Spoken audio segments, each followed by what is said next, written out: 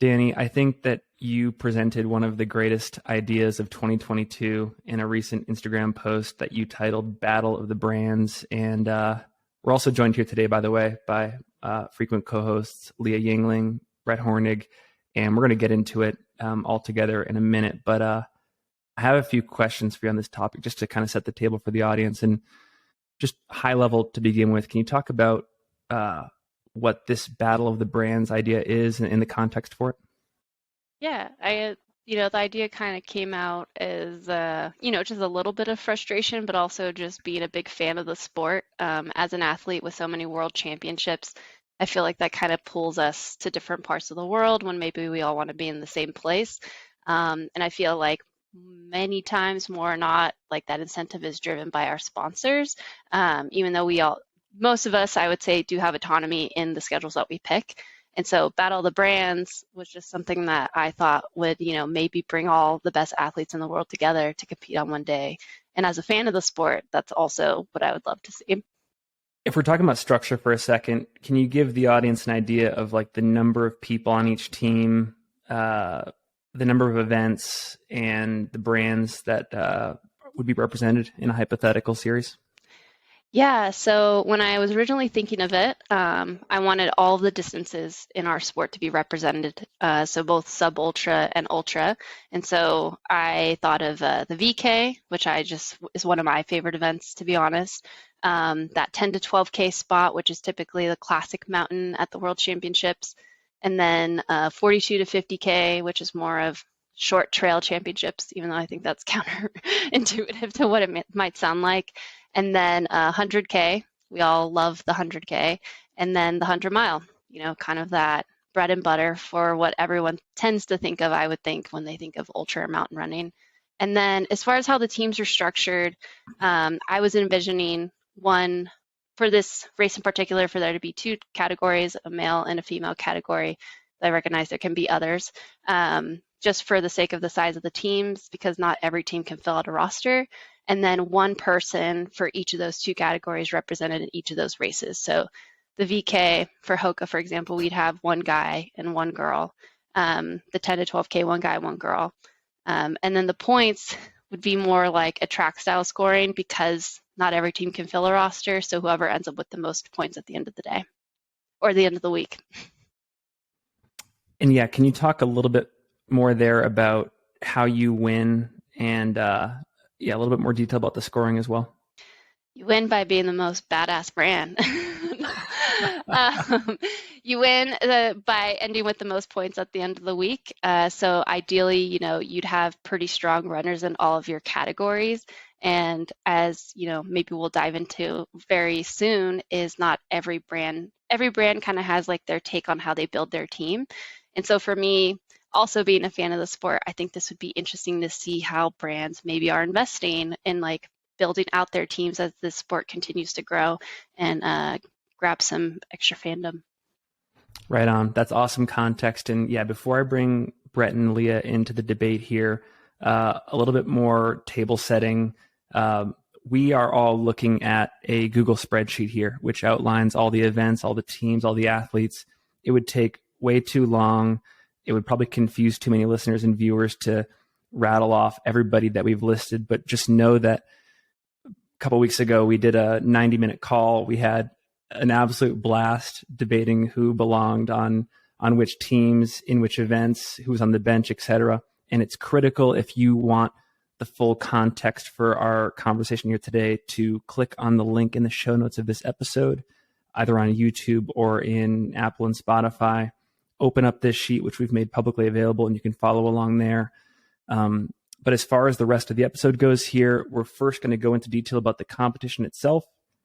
So, for example, which teams we think have good shots at winning, how the teams are structured, whether upsets are possible, stuff like that. And then we'll close the episode by talking kind of hypothetically about whether more athletes like Dani would want to participate in this, whether we think brands would be interested, whether we think fans would care, potential venues, how often the events happen, stuff like that. So hopefully that is enough context for the listeners. And I think this is the perfect place to dive in. Before we start, though, Brett and Leah, maybe starting with Brett. Brett, what What makes you excited about this idea that Dani's put on the table?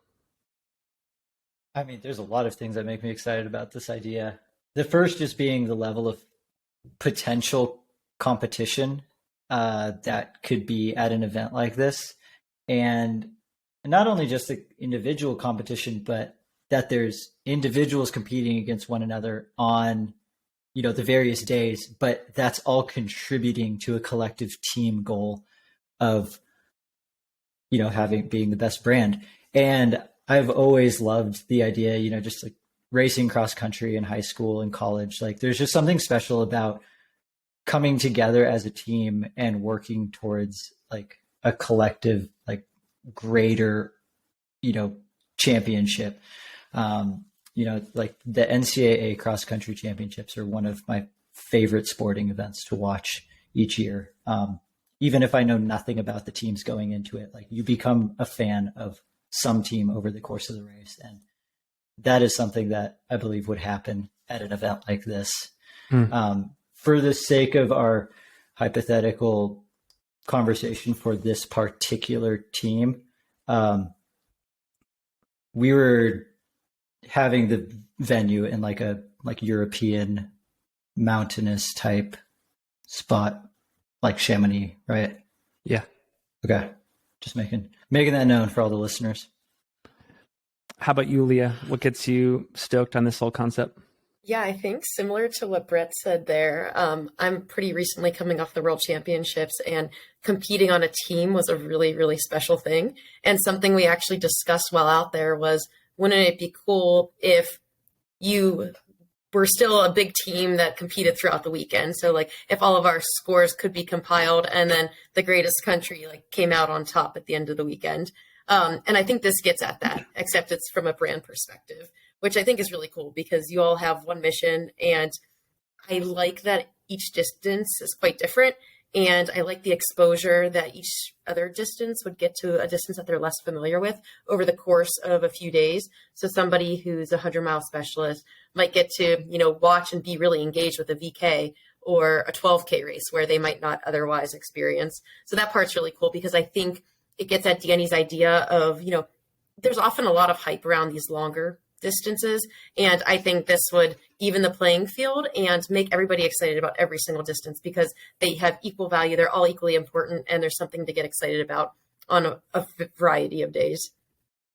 Amen to all of that. I think I'll add that one of the great challenges in our sport right now is the lack of a coherent season-long or multi-season-long narrative where athletes kind of know their place in the sport and they can organize around something. And this offers the chance for anybody on any brand to sort of like drop everything and come together and compete. And we get to see athletes that it otherwise might be very difficult for them to compete against each other to make that happen. And so in addition to what you guys all said, that incentive is super interesting to me. So anyways, we've gotten all that out of the way. I think we should dive right in.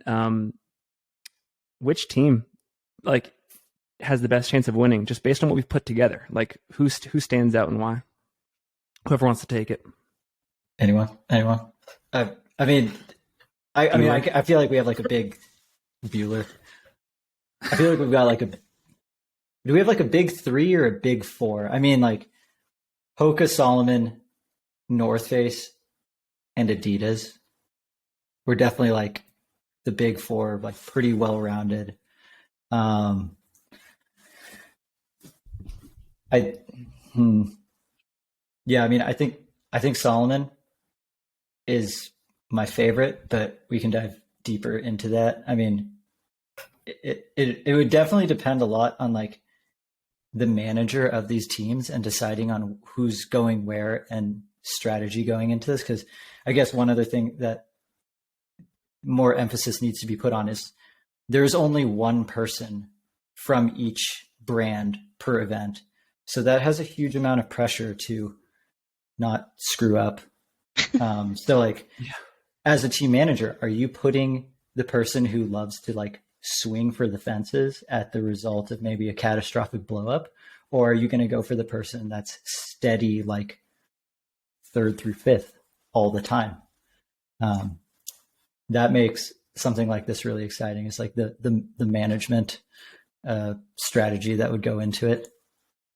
Yeah, that's a cool idea too. Like, is it the team manager's responsibility for putting together a team too, or is that could be crowdsourced? Just open voting. Yeah. I will say I do think Salomon came out on top when I was doing my analysis, and I don't know. I think it's for a variety of reasons that I'm sure we can dig a little bit more into. But I think for me, the top contenders were definitely Salomon, Hoka, and Adidas. And I think North Face was fourth out of that top four there. Yeah, I would say the same for me. Obviously, a little biased and trying to set aside that bias. But Hoka, Salomon, North Face, Adidas, and honestly, Nike still has my interest. I mean, we have Sally McRae in the VK, which I know that's kind of going a little bit outside of her realm maybe, but Ninke, Rachel, Addie, and Brittany, if they all came with their best day, they can put up some big points. So I still like, they're a very strong asterisk for me with those top four. So I would call it more of a top five, at least on the female side. And then the guy side too. I mean, with Francesco Pupi, Drew Holman, and Tyler Green, if they all show up with their best day, they can also score some big points there too. Yeah, I think something that was unveiled during this process to me, at least with respect to Nike's team, was we are utilizing their like entire Nike Trail team to make this team. Yeah. So if you look at Hoka, you look at Salomon, we have North Face, we have a really extensive second string, third string. With Nike, we've got nearly nobody on that bench. And I know we've chatted about this on past podcasts and whatnot, but it does make me wonder, like, with their investment to the sport and like where they're heading with their sponsored team, it's just interesting because it doesn't have the depth that, or the international personalities on the team either. There's, I think, Francesco and then Cesar, who is a Spanish runner. That's really, it's all American runners otherwise. And Ninke. Oh, Ninke, yeah. We've got, true. To Brett's point, we've got those four brands listed. So North Face, Adidas, Hoka, Salomon, argument to be made for Nike as well. But if we look at the rest of the list, like Brooks, La Sportiva, Ultra, Saucony, Dynafit, do you guys see like a pretty significant drop off between those top 4 or 5 brands and those other aforementioned brands? Or do you think like in these hypothetical battle of the brands competitions that you can be an Ultra, you can be a La Sportiva in this and still have a fighting chance in competition? I don't think you necessarily have a fighting chance in terms of team performance, but I do think we could see some singular performances from these teams that would be standout. Yeah, it did kind of shed some light onto how, like, I always considered like La Sportiva Ultra like a trail first brand.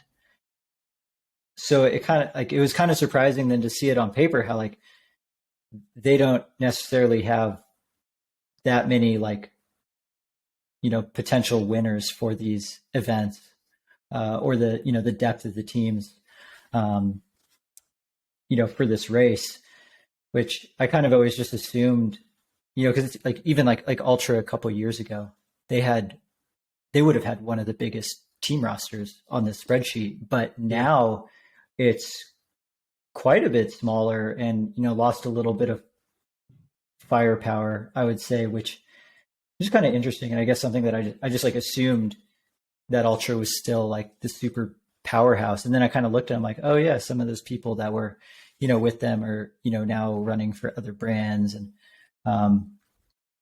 yeah, it was just kind of like brought up some like question marks, like what are some of these brands doing in regards to their commitment to trail? You know, like Saucony, we don't have a full team by any means for Saucony, which was surprising because I feel like they're one of the bigger running brands out there, and we don't even have New Balance listed because yeah. So yeah, it was surprising to just see all the names out there on paper.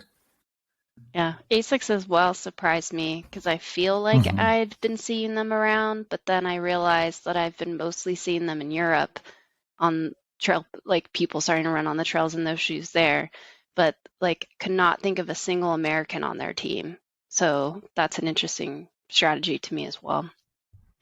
And I don't know the exact answer to this question, but I would imagine that brands like Saucony and Asics and of course Nike have extremely large budgets. And if there was a simple switch in prioritization tomorrow, they could start to throw money at top athletes and even the playing field here. So I think we'll talk about it in a second, how, we see things happening now versus 5 years down the road or and whatnot. But I wonder if we'll ever see, like right now, the landscape looks extremely top heavy with a few teams courting all the athletes. But I wonder, like 5 years from now, if and when our sport continues to grow, do we see more parity between all the brands?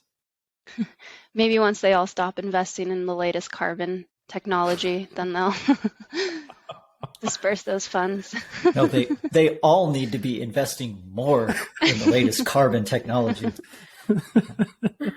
I mean, it would be so cool if there was 12 teams lining up to this race and you had no idea who was going to win. Yeah.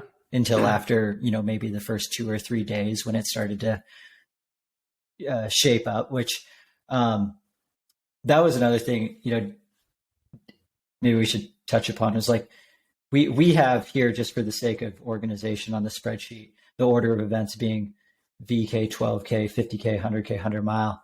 But when we were talking, that wouldn't necessarily be the most fun order of events for the actual week. Someone elaborate more on that, because I know there's thoughts going on up in there.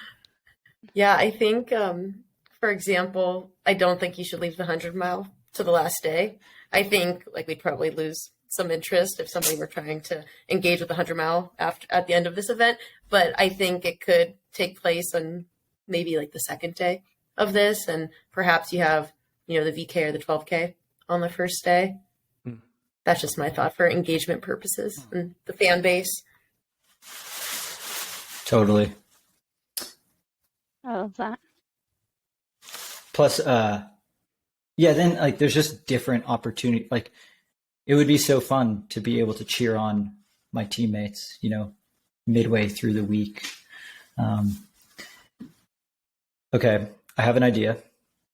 We're all gonna put our team manager hats on. I love it. All right, Finn, you get Salomon ladies. Okay. Leah. Okay, maybe we'll all do ladies teams. Leah, you get Adidas ladies. Mm-hmm. Dani, you get North Face ladies. I'll take Hoka ladies. Who are you calling up to race in each prospective event? You want me to start? Sure. Sophia Laukley in the VK, Sarah Alonso in the 12K, Maude Mathis in the 42K, Camille Burias in the 100K, and Courtney DeWalter in the 100 mile. Dang, that's a solid team. Yeah. Awesome smoke coming off that mic. I know, dude. That's pure fire. And you have so many other people to choose from. I got to list this bench off. Because the depth is so deep. The bench is Beth hot. Pascal, Bailey Kwalzak, Caitlin Fielder, our very own Leah Yingling, and Marianne Hogan. And like for context, like we're considering people like Marianne Hogan and Leah Yingling in the top 5 of UROY voting this year for North America. So the fact that they're on a hypothetical bench in Battle of the Brands is bewildering, to say the least. I really enjoy talking about it. Like it's the bench and the second string. I mean, okay, manager Finn, are you submitting a second Salomon team and hoping to go 1-2? Is there a scenario where that happens? That's a good question. You're calling out my lack of foresight, Brett. I haven't factored that into consideration yet. But I know we talked, this is maybe a good time to bring this up. I know we talked about I think it's in the Premiership League for soccer, how if you're the lowest performing team in the league, and maybe we do this for individual members on each team, if you're the lowest performing team member, you're sent down to like the subordinate or the minor league of that sport. and the highest performing team in the minor leagues comes up to the majors. It would be interesting if, like on the Salomon team, any one of these women, if they underperform in their event, someone from that bench comes up to take their place in a subsequent year for Battle of the Brands. I think that could be really interesting. I think we had talked about in our previous chat too about, I mean, this is getting a little tangent-y, but open category. So almost using this as, it could be a very good like recruitment tool of sorts. So if there was an open category and like our unsponsored athletes performed like just astronomically better than our sponsored people, like which teams would pick them up? Would there be a team that was looking at a specific category where they didn't actually have too strong of players on their list? Yeah, that's a good point. Like, you know, like up and comer, like I would say like sub ultra runner, like Chad Hall, he shows up and decides to just smash people in the 12K or the 50K. That could be a huge recruiting opportunity for him because every single brand is going to be there watching him beat people that are getting paid. And he's not. Yeah, it reminds me of like Eli Hemming at the Golden Trail Series this year, just being like top 10 in a bunch of races and being one of the non-sponsored athletes that are just like mixing it up each time. One thing I want to add, and I'm reminded of this because Salomon, for example, has such deep rosters here. If the Battle of the Brands were to happen, would there be any incentive for these larger brands like Salomon and Hoka to have a qualifying event before the main event, sorting out these starting rosters? Man, that's a lot of extra racing now. Yeah, I know. And we're going down a rabbit hole. I apologize. Yeah. I mean, maybe there could be a scenario where this gets so big that like, yeah, brands are going to hold the trials for it. But I feel like as it lies right now, there's enough racing that all the athletes are doing that would allow for a pretty solid selection process. But yeah, I guess Manager Finn for Salomon, you might have some of the hardest decisions to make. Yeah, I guess Hoka's actually got a pretty big roster as well. Who wants to go next? Dan, you want to rattle off your team? Yes, I'm North Face. So I have Elsie Davis in the VK. She has really strong road marathon PRs. So typically she's in the 42 to 50K, but needs someone for the VK, putting her in there. Brittany Charbonneau, most people know her. She's a really strong American runner, similar, very strong on the roads. Only put her in the 12K because then in the 42 to 50K, I'm putting Jennifer Leichter, purely just based off the fact that she beat her at Broken Arrow this year. And then I have Sanmaya Buddha, who got second at CCC this year, almost ran down Blondine in the last few hours. That was wild. And I think that was that her debut CCC? I'm pretty sure it was. So that's just Blondine as well, both of them. But just really impressed with that run. And then Katie Scheid in the 100 mile, which that was an easy one, just from based off of this year and the past few years. Which you've got some 100-mile studs. I know. On your team. Yeah.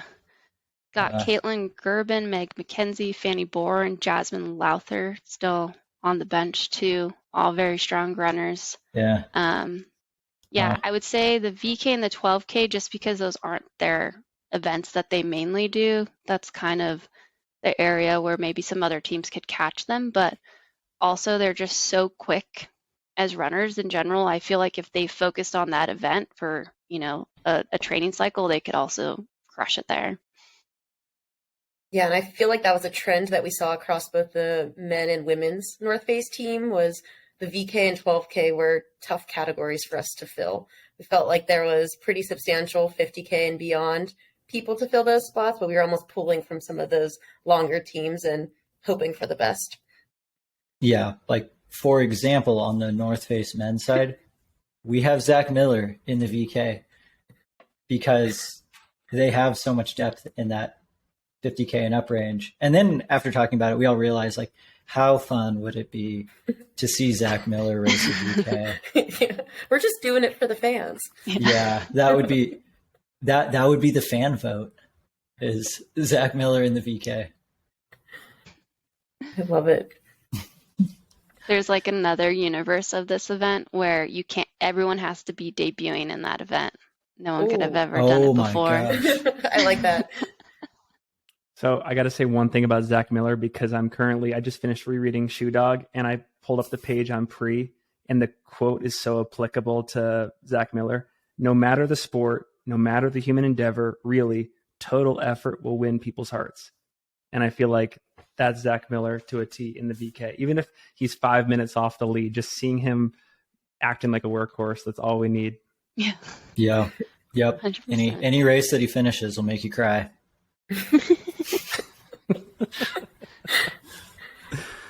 Leah, you want to list off your team?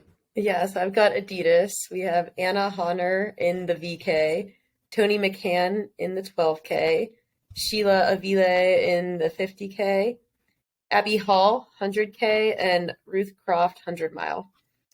So this one was fun because I feel like Ruth Croft and Abby are both, I don't know, I think their specialty is 100K. That's where they perform best. So having to choose between the two of those was tough. And I think that could go both ways. I think Ruth, with her performance at Western States this year, put it over the top for me to put her in 100 miles. However, I will say my Adidas bench has I've got 5 people that could fill that 100-mile spot. I mean, that's Corinne Malcolm, Emily Hawgood, Sabrina Stanley, Taylor Nowlin, Katerina Mityev. I mean, that is so solid. And that was a trend that I noticed across the Adidas team, was a lot of those 100K, 100-mile specialists. But I mean, just a pretty stacked team altogether. Yeah. Manager Leah, is there a scenario where you move Ruth out of the 100-mile just for the sake of like locking up points? Because I feel like it's almost guaranteed points in any event that you put Ruth in. She's so versatile. That's a good point. So do you put Ruth in the 50K or the 100K because there's just less chance of bad luck? I think I would, honestly. Like, I think I could see her in the 50K excelling. I mean, she has nailed every single one of these distance that we're discussing. Like, she doesn't really lose. I know she lost once this year to Cami Bruas at, I think, what's that, Lake Templier? But she's so solid. So I think I could put her in the 50K. And then that would open up our 100-mile spot. And then who do you put in there? Sabrina Stanley, Emily Hawgood. Yeah, Emily. I mean, I still don't even know. I don't know who's the most solid there. Could just depend on the course. Yeah. If it's like if it's UTMB. Exactly. If it's UTMB, that would be longer than anything Ruth has done by a fair margin from a time standpoint. It's like maybe you throw Emily Hawgood in there because she's run well there. Yeah, I love the conversation about course specificity, though, because I do think, I'll take Hoka's team, for example. I think your Hoka team would be nearly entirely different if it were, a flat, fast course than if it were a mountainous course or place. Oh, yeah, for sure. Different. I mean, some decisions are very easy to make for like a UTMB type course. But then if it was, if you threw like, I guess I'll just read off my team. Like VK, I've got Ashley Brozovin. This is the Hoka ladies team. 12K, Matilde Sagnes. 50K, I've got our own Dani Moreno. Hell yeah. 100K, Aaron Clark, and the 100-mile Audrey Tanguay. Whereas like I've got Camille Herron on her bench right now, which is insane. She's the world record holder. If this is a flat 100-mile, I mean, that's an easy swap to throw Camille in. But if it was flat everything, I could throw Camille in the like 100-mile, 100K or 50K. And then I'm kind of running into this similar like Ruth Croft type scenario that Leah has. And I've got like Casey Lichtag, Annie Hughes also on the bench. Like, if say the 100-mile gets even burlier, a 200-mile event gets thrown in there. I mean, I've got Annie Hughes to call up, which, I mean, I think my team they've got a solid shot against Salomon. If we're assuming like best performance these people have ever had on this day. I think like the best, I think Solomon's had some of the top performances. I guess the other thing that we hadn't brought up is like, if this race is in Europe, you know, a lot of the Salomon team gets to train in Europe more and prepare on that course, which, you know, lends to some home field advantage in that regard.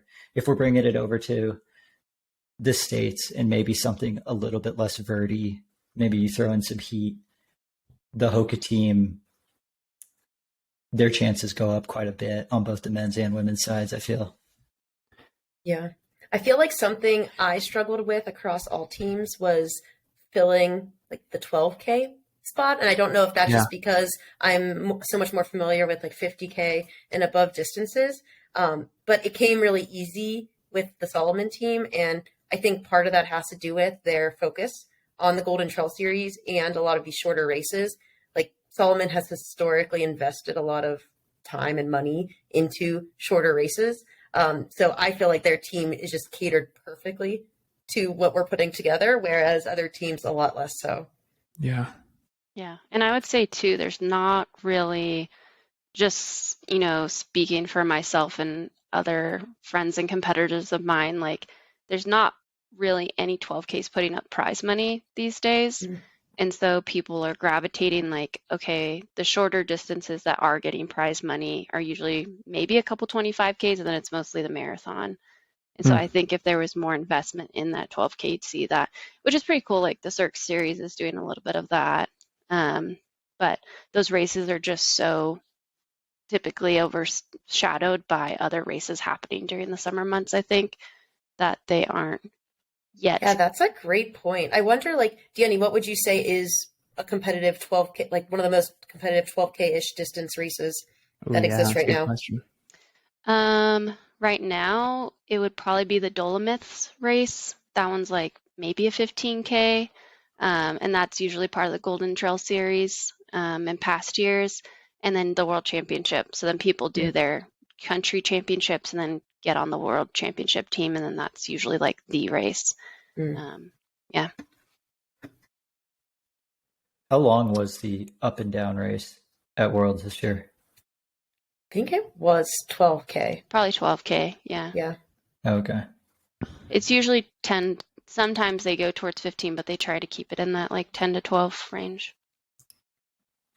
Speaking of events, if we look at all the columns here, maybe we can go around in a circle and list off our most anticipated events. Like for me, it's the 100 mile, but I don't know, Brett, for you, what is it and why?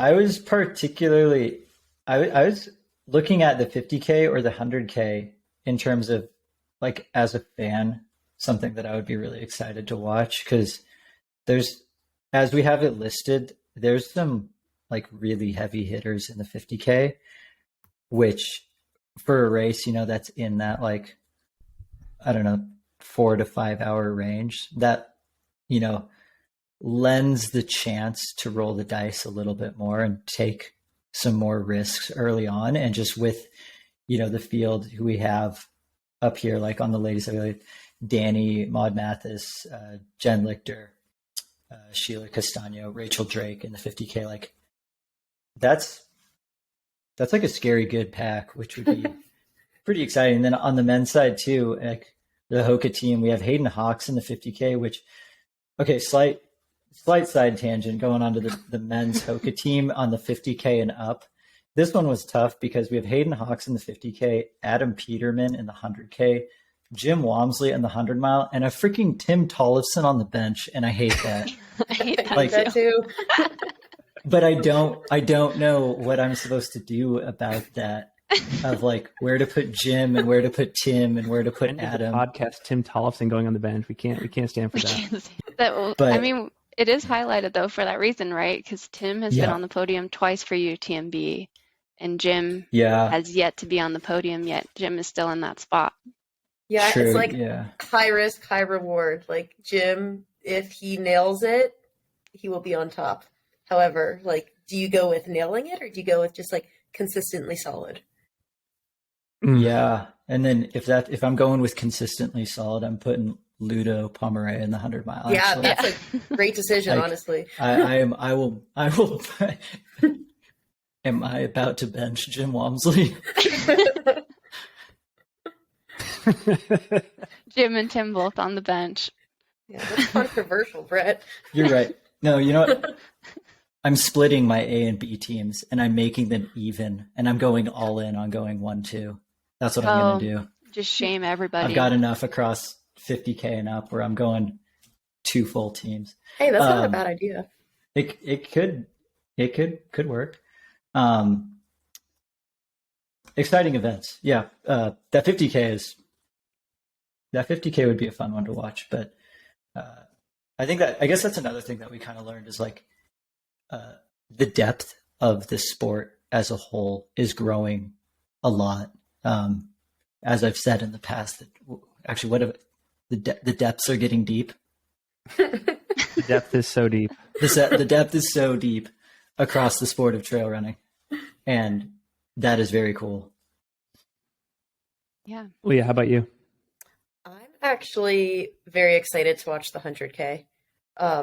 Similar, I mean, you just look across, especially the women's race for this, but everybody's so solid. Erin Clark, Cami Bruas, Sunmaya, Abby Hall, Addie Bracey, Camelia Mayfield for Brooks, Claire Gallagher La Sportiva, Amanda Basham for Ultra, Elsa McDonald for Saucony. I mean, Hannah Allgood for Tina-Fit. My God, it's just like every single one of those people. I didn't scroll down. That's the deepest race. Yeah. It just keeps going. Yeah, everybody is solid there. And like men's race too. Yeah, I'd be very excited to see that one. Anton Krupichka, 100K. Yeah. You have it written down. He's going to participate in a corporate event. How about you, Dani? I was saying the 100K too.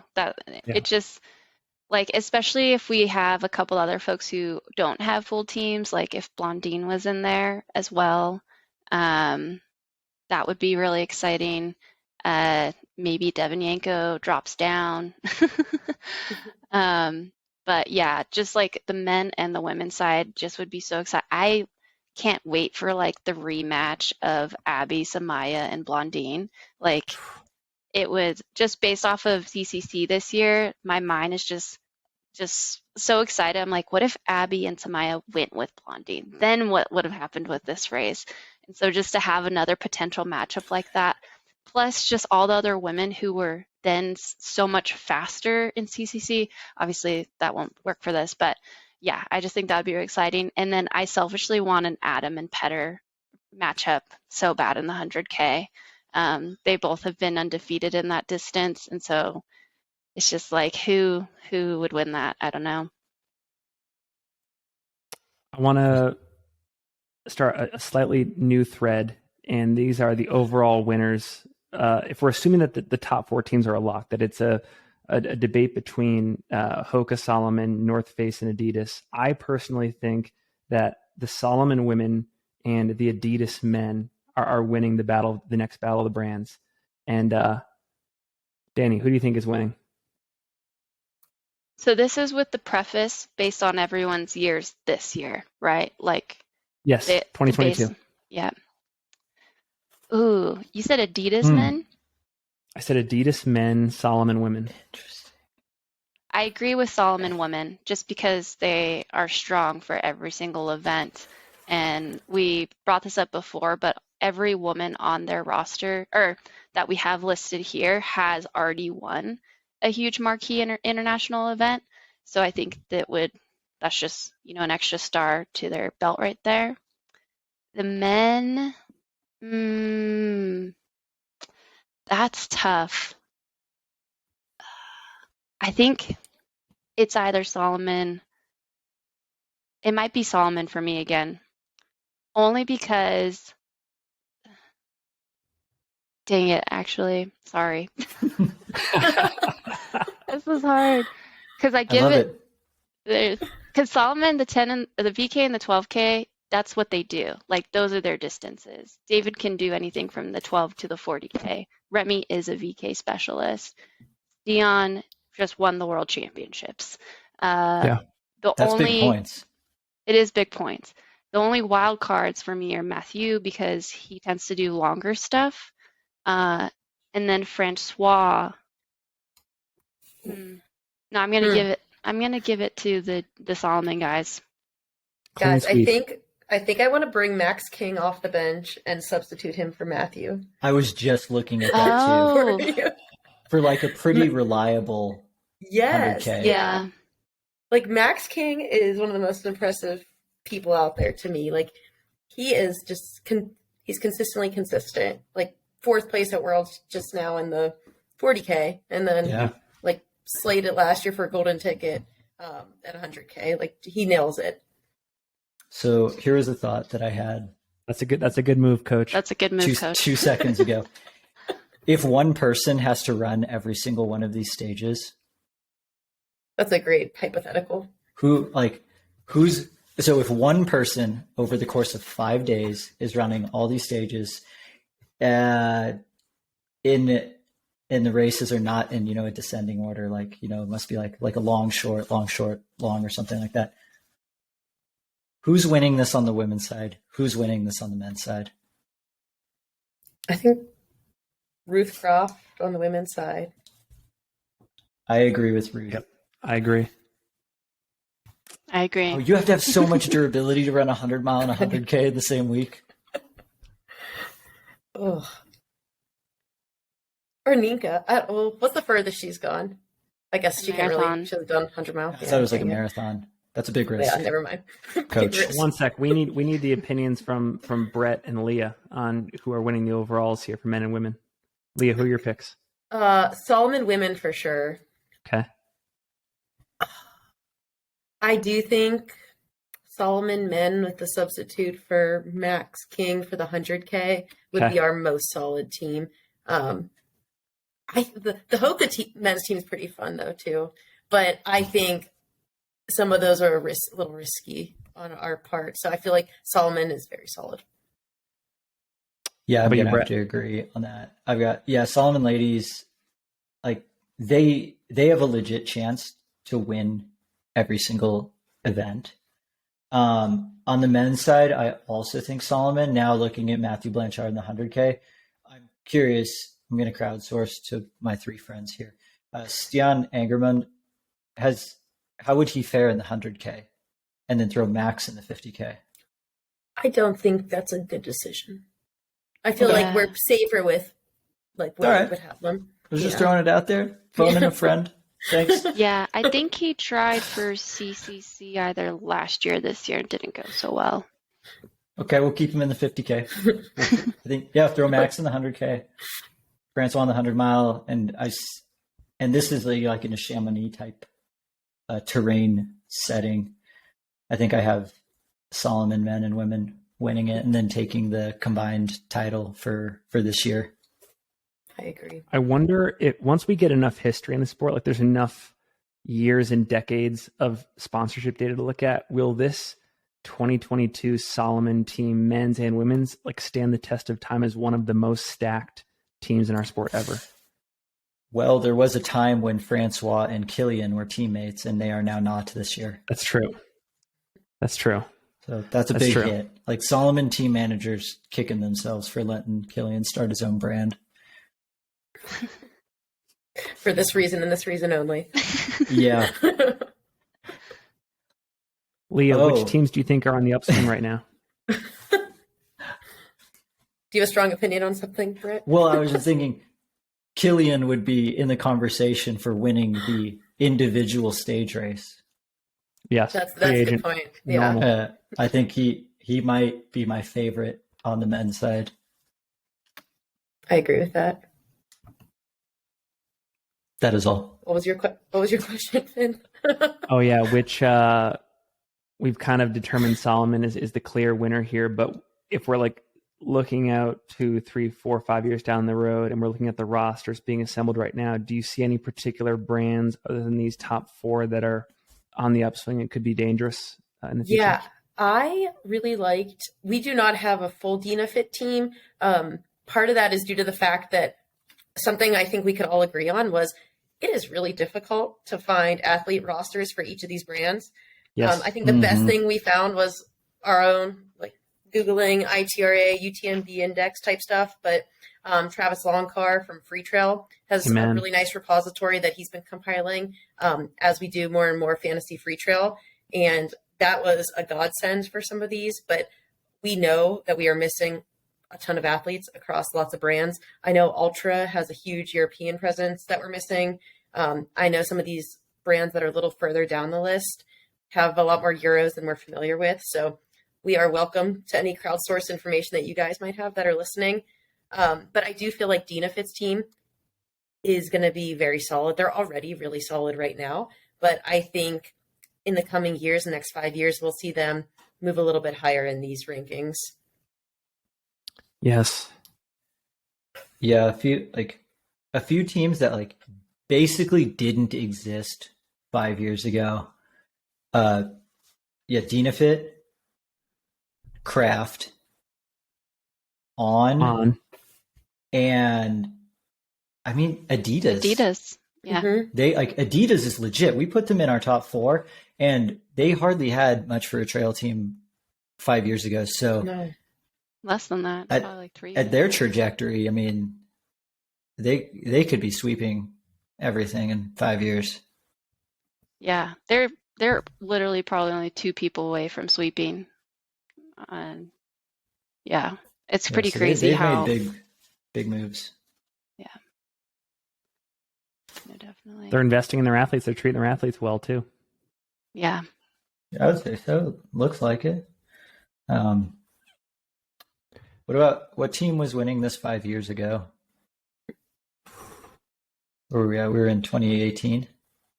I do think there's an argument to be made that Adidas might have been flirting with the 4 or the 5 spot 5 years ago. Like they really had a deep trail roster, at least here in the United States. Adidas? Sorry, Ultra. No. I was like, name 5 people on the Adidas team. Freudian slip. Yeah. No, Ultra would have been like up in the conversation 5 years ago for sure. I think it still would have been Salomon winning it 5 years ago. Just because I feel like they're very deep across all these distances and always have been. Mm-hmm. They still had Max King. Yeah, exactly. They still had Killian. Oh, and they had Killian. They had Francois. Oh yeah. But yeah, Salomon Nike better? had. Oh yeah. They had Tim and Zach and Laney. Yeah, and Casey was on the Nike team. Yep. There's been some moves. North Face was still pretty good. I'll be interested to watch Brooks. Yeah, they seem like they've got a full team here. Like we were able to field rosters for both the men's and the women's teams. They could be interesting. Yeah, I agree. Yeah, that Brooks team is definitely on the up and up. I love that we have Des Linden on the bench. No, we got her. We put her in there. We got her. Put her in, didn't we? Oh, the we VK. have Des Linden listed. We have Des listed twice. Oh, once on the bench, once on the VK. Yep. I wanted CJ Albertson in the 50K slot, but I was vetoed. Maybe not for this year's event. With the 50K having 10,000 feet of climbing, something more runnable. CJ Albertson can absolutely throw himself into that. Should we move on to like the more hypothetical stuff? Yeah. Okay. Yeah. I guess the first question is, starting with you, Dani, like you're the mastermind behind this. Do you think athletes would want to participate in this? Why or why not? I think so, just because it would finally mean that we're all in the same place.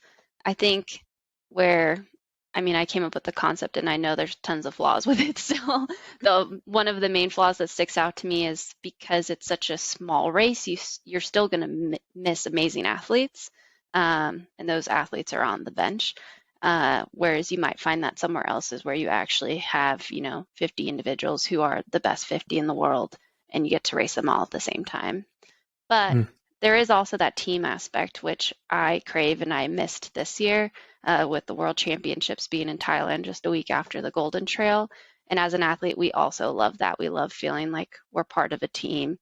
And so I biasly would love to be at this. Like, just to cheer on a VK and a 100-mile in the same week just gets me fired up. I just think that'd be so cool. And I'm picturing like a VK under the lights. That'd be so rad. Like on a Nighttime mountain. VK, that would be so sick. Yeah. But I do see there being some holdbacks with the brands themselves, because this does put them in a really vulnerable position. If you get beat, and you get beat pretty badly, people take notice, that's for sure. Yeah. And similar to, high school recruits looking at the college cross country meet, they look at who the top teams are and which teams they want to be a part of. Imagine if there was somehow like a draft each year after the Battle of the Brands, and the last placed brand got like The first pick. out of the college Yes. draft for the next trail runners, and teams would like tank in Battle of the Brands to get that first pick. Oh my gosh! And How then about that you? really, What do you think? Maybe we do like the dichotomy of like athlete versus brand. So, what are your thoughts on both of those perspectives? I think athletes would be very exciting about participating in this. I think, like Dani mentioned, just the culture of a team in general is something that you already see across some brands more than others. And I think we would see this as a point and an opportunity for uniting teams who are dispersed a little bit more. Like I know our Salomon North America team this year had like 40 athletes or something. And like you never see all 40 athletes together necessarily. So being able to get a bunch of athletes on one brand together at one event, participating towards like one major goal is pretty awesome. I think a conflict would be timing. Like when exactly does this race occur? How does it fit into athlete seasons? Is it being like incentivized to some degree by the brand? What do these teams get for winning? a giant axe or something, that gets passed down. Like the winning team gets it for a year, and then they want to try and retain the axe. You're talking about like a guitar axe, right? Not like a... Oh, I was thinking like a real axe, like I think like Cal versus Stanford, the football team, they have like an axe or something like that. Gotcha. Nice, love that. I wasn't sure if you're going like the Battle of Brands-esque, like an axe, like a... Yeah, like a Gibson. No, just like vicious. Okay. No, I was thinking just like a sharp, like a wood chopping instrument. Yeah, probably that and some money. Yeah, and the brand recognition, like that would be a really big boost in terms of just like brand awareness, sales, because for the entire year they get to say they won Battle of the Brands, and like I am going to buy the shoes from whatever brand wins Battle of the Brands. And I guess like, yeah, the brands would probably incentivize in their like incentive structure this race for their team. So, if you won the 100 mile, won the 100K, you'd get, X amount of dollars. Yeah. And ideally a brand that's not any of the participating brands is the one sponsoring this event, like Toyota. Yeah. Something. I have a couple thoughts. First, on the athlete side, I don't think we've talked about it quite yet, but I think this is a huge opportunity for the free agents out there. We talked offline about free agents who, quote unquote, unsponsored runners have the chance to run in these events alongside the branded teams. And this puts those athletes on a huge pedestal to be noticed, especially if they have a good day. So I see a huge benefit there. I do have a question though. Having never been a pro athlete myself, I wonder, are we making an assumption that all pro athletes out there are interested in lining up in the most competitive fields? Or is it the case that there are athletes out there that prefer not to be like in an arena for whatever reason where there's so much on the line and like it's the very best of the best in the sport? So before I go to the brand side of it, I think that might be an interesting thing to debate. I think it is it's not an assumption that most people want to compete where the competition is. I think most athletes on the team do, but I guarantee you there's a few that probably don't. Yeah. Yeah, I would say the same. I would say the majority probably want to compete. Yes. And like that, and would rather get 20th in a stacked race than win something else where no one in quotes is at. But But yeah, there's probably some that like prefer that. And then I think the one other thing I wanted to say on the brand side is I feel like even if a brand gets beat or they fall to the bottom of the standings, we do have a lot of individual athletes, for example, like Killian on normal, someone like Grayson Murphy on Saucony, where there could be these individual stand-up performances, and it gets that brand a lot of recognition on a major stage. So they may still be interested because there's opportunities for athletes to come out on top on like these individual events within the greater series, which I think could be interesting. Yeah, 100% agree. Like Ali Mack too in the VK for On. Yep. She could just go out and smoke everyone, and On looks great. She looks great. Any other thoughts, Brett? Yeah, I mean, there's definitely value in a brand that, say, can't field a full team right now to still send their athletes. Because, the way that this race would be, there's definitely the team battle, but every single day is a really fun opportunity to have an individual stage winner. And I see a lot of parallels with like this and like the Tour de France, in terms of there's like an individual winner across all the stages. There's a team winner across all the stages. And then there's a ton of individual stage winners. And every single day is a super exciting race for that, for that fact of like, oh yeah, like Grayson Murphy is representing Team Saucony and all the eggs are in that basket on the 12K. And that, a win there could mean Saucony does field a full team, the next year or something like that. So that just leads to really exciting racing across all the days, kind of regardless of who it is, because if they're unsponsored, you're like, oh, this person's totally going to get picked up by a team. Or if they're contributing to their own team's point totals, that's also very exciting. Yeah. And we also brought up you can notice maybe Andy Wacker is on the bench and your team isn't filled and you're like, all right, note taken. I'm going to be, recruiting other athletes. Or if you're a newer athlete in the sport and you're like, I don't want to go to the team that already has a full roster. I'm going to go to the team that maybe has more resources because their roster isn't filled. These are all assumptions, but yeah. Team poaching. Team poaching. We created an event for team poaching. Oh my gosh. I'm so excited to be a manager. Yeah. Do you want to be a starter in this world? Yeah. Make him like I want to go back to the overalls. If one person we never finished that. Oh yeah. Yeah, who do you got?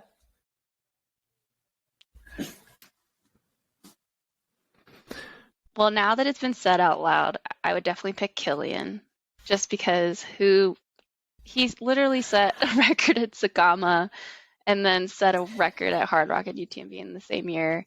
He can just keep showing up. It's wild. Yes. And then on the female side, I would say I'm leaning towards Ruth, but also like Courtney Dauwalter got 10th at Sagama this year, and she's just so resilient that I am also kind of leaning towards Courtney.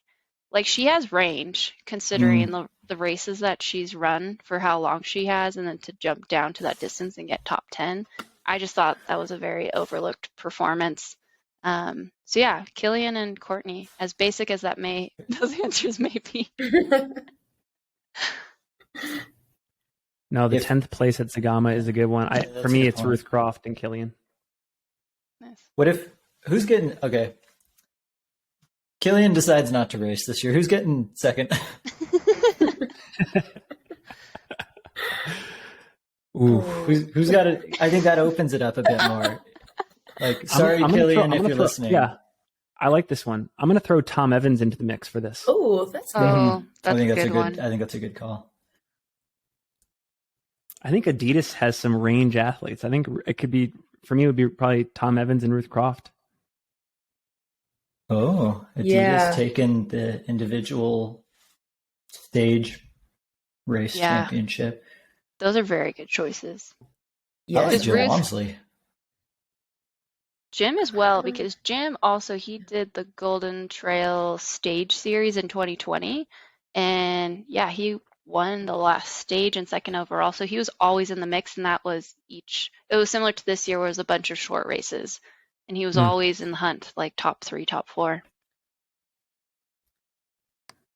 And he's got that Yeah. marathon speed. He's quick. I think I like Tom Evans for this one. I feel like Jim would blow it all in like 2 races and just go for broke and then not have it for a couple extra events. Yeah, it really depends Sorry. on the event order. Yeah. I guess what you just said doesn't help the name that I'm going to throw out there at all. But like, what about Zach Miller? I was going to go there. Yeah. That's a good one. Probably Is he- not for those reasons.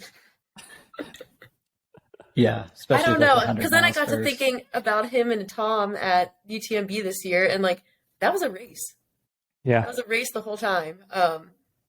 But Tom ended up coming out on top because I Mhm. think Tom races a little bit smarter, which I think would fare better for a stage race type situation. Yeah, that ability to recover, as well as like, yeah, be thinking actually about the next day would come into play here. Yeah. Just like looking at their roster, Adidas has a lot of smart racers on their team. Like they're all Yes. pretty consistent.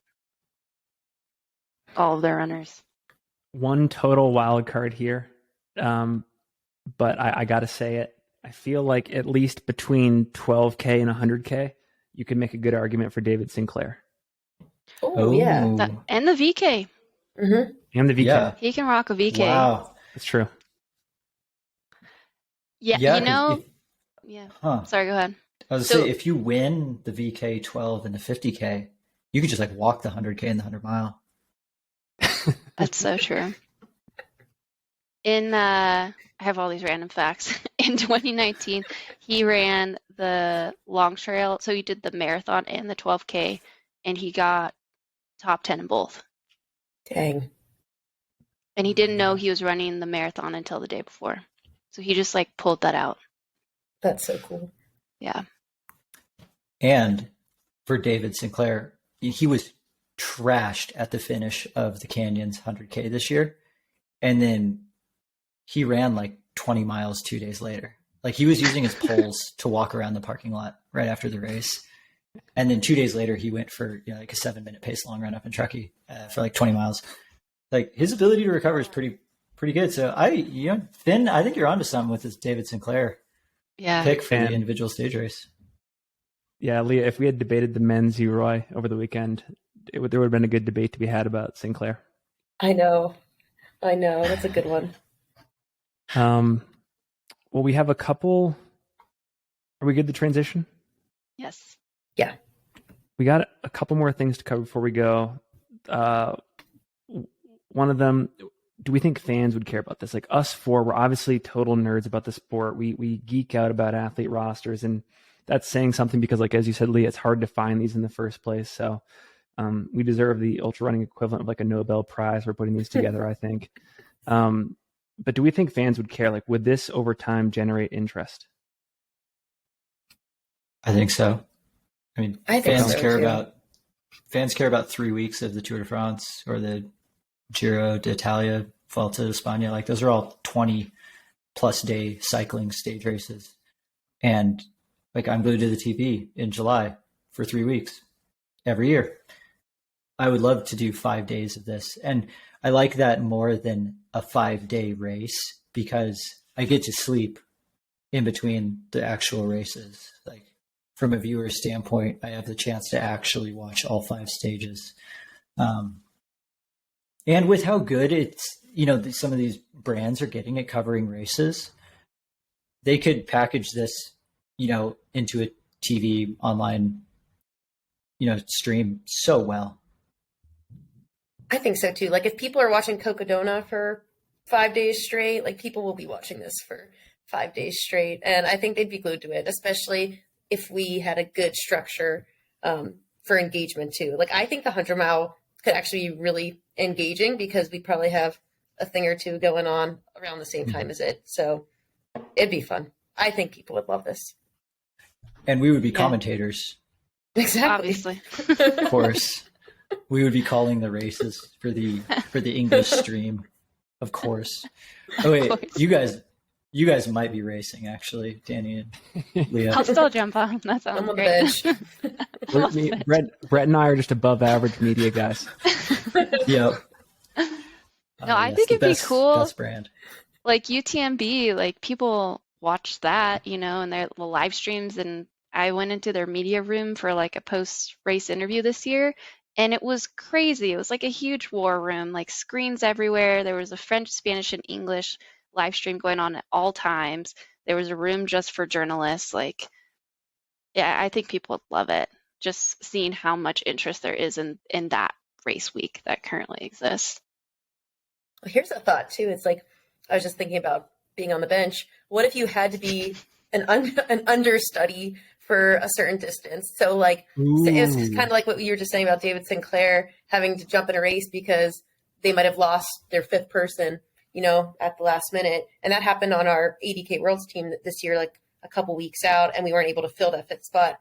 But yeah, what if like I could be an understudy for a distance and I just had to be ready, and you couldn't fill that spot with somebody that's also already racing? It has to be from your bench. So that could be a fun concept. Instead of fielding a second team, just making everybody has to be ready and trained. Like, you have to warm up for every single race.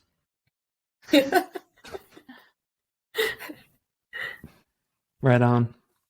I mean, my thought here, and I guess this is again to play devil's advocate, but how much of an equivalent is this to the Olympics? Like, would we have an easier time organizing people every 4 years around the Olympics and maybe doing the groundwork of building out these similar events in the next summer games or winter games and getting people to rally around country as opposed to brand? I mean, I don't know which one is easier, but that would be my only pushback is fans might gravitate more towards something that's been around for like 100 years and we don't have yet for our sport.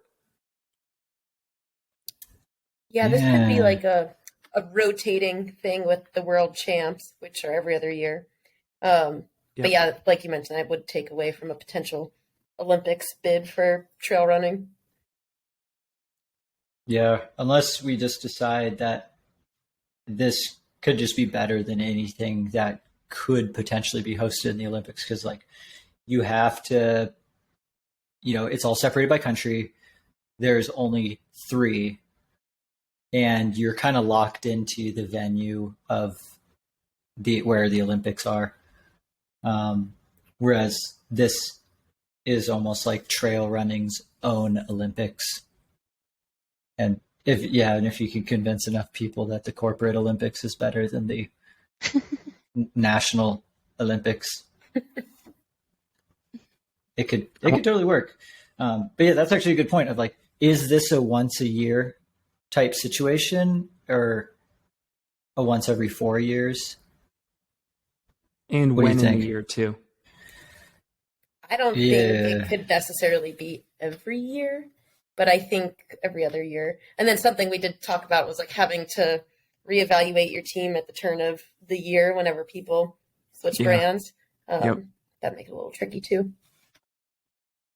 Yeah, I mean, if it turned into like a once every 4 years or once every other year to start, and then it does get so popular that it does replace a lot of the, like quote unquote championship races that we have right now, then I could see it being every year. If this ended up being the event at the end of every year, I guess if it does then replace the championship events that we see across the year, then you could really put this event at any point in the season that you want. I do see it being in the second half of the year because snow and such.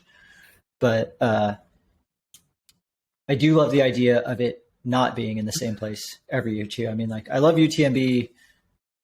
Chamonix is a great host to that race, but it would be really cool if there was different host cities to an equivalently hyped event, because there are a lot of places in the U.S. or not the U.S. the world that could host this event and do a really good job.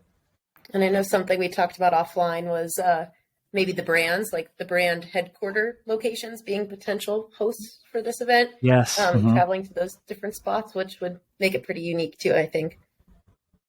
Yeah. And that was an interesting thing that we kind of like learned, or like an aha moment of a lot of these brands could host this event, which is pretty cool. I mean, within a particular radius of where their headquarters are, but it could actually work. Like Hoka being down in Santa Barbara and Salomon being in Annecy, North Face is in Denver. Yeah, so on and so forth. I don't have the rest memorized. On was in Switzerland. That would be a cool one. I know there's big mountains there. Oh, yeah. Very cool. I know we've touched on it at a couple different points in the conversation, but maybe we close on just general takeaways from this whole research process and what we learned. Dani, what were the big, like, if you like study this spreadsheet or just how you've been thinking about this last couple months, what have been the big takeaways for you?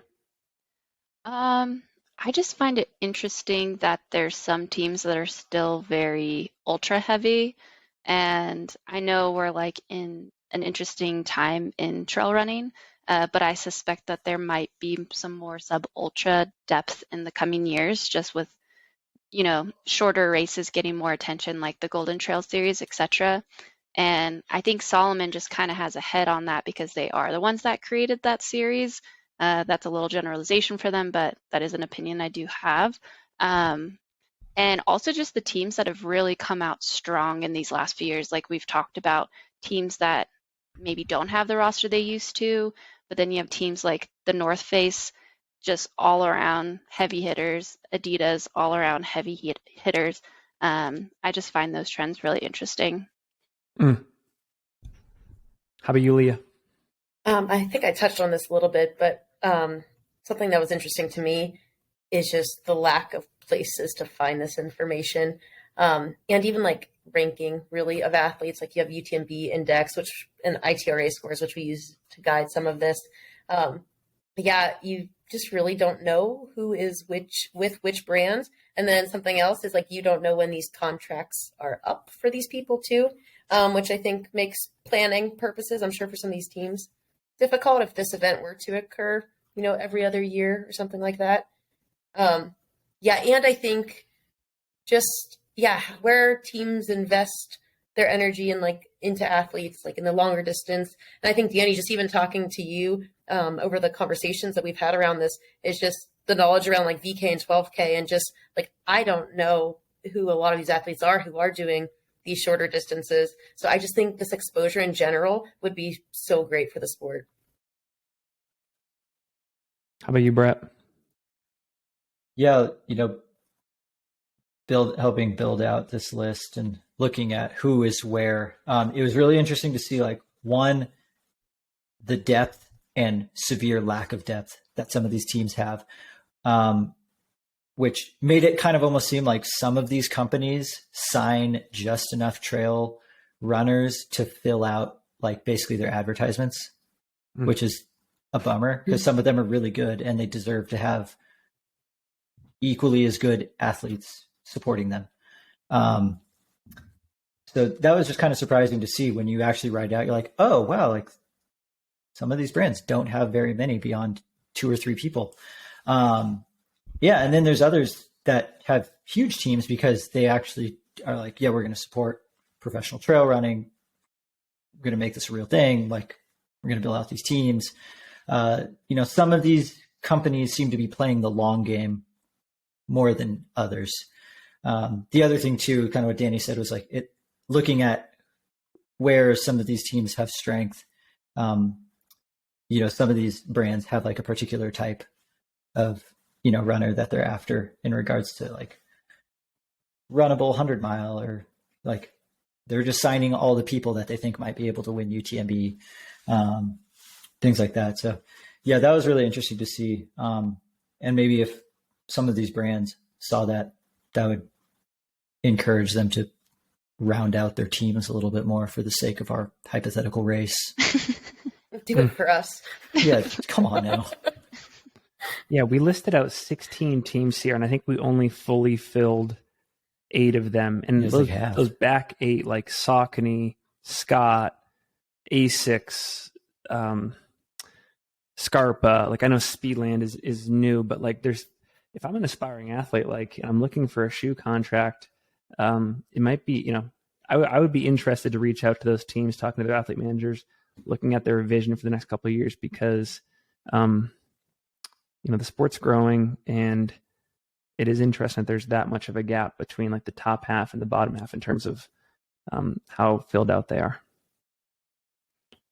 I'm just glancing at the spreadsheet, and I appreciate Dean Karnassus in the 100-mile for Speedland. Oh yeah, how did we never bring that? Yeah, Dean in the 100-mile. Want to see that? It was him or Dylan, and obviously it was Dean.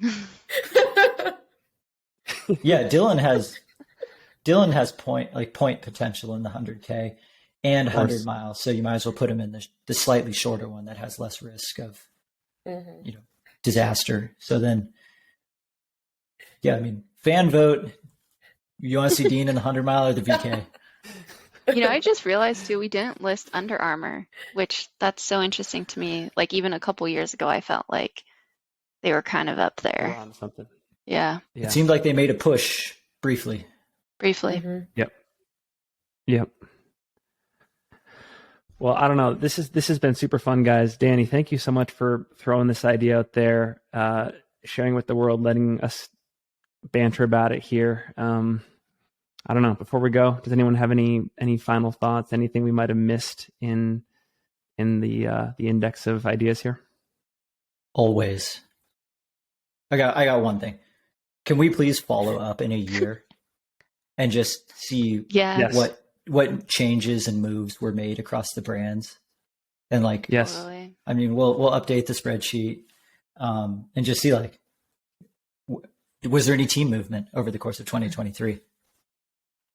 That would be super interesting. Brett and I were talking offline earlier today, and I think we're going to talk about it on a future Long Run Archives episode. But what if we had the ability to know when athlete contracts were up, and if an athlete was, for example, in a contract year? That it would just make it so interesting to follow their season, knowing that like they had certain pressures, certain incentives on the line, and that would certainly make this whole battle of the brands discussion more lively, I think.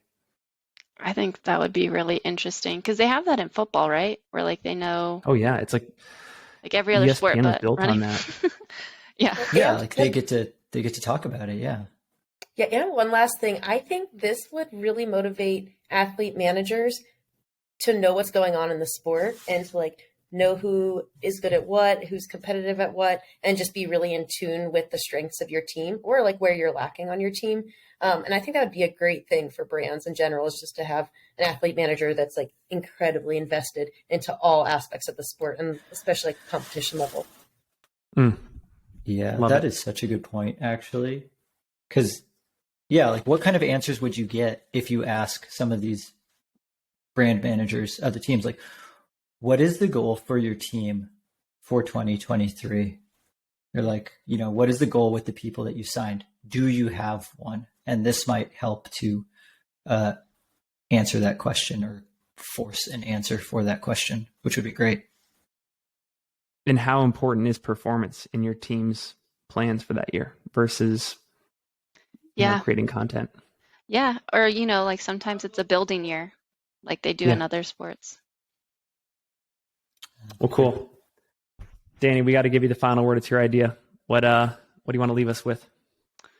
Go teams. Make it happen. No, I would just love, okay, this is my final. I guess it's more of an ask of the audience just to like look at our spreadsheet and debate the heck with us. I just want to know, like, we for sure missed people. Maybe there's a team we're not even, acknowledging right now because we miss people. And I'd want to know like which teams they think would win overall.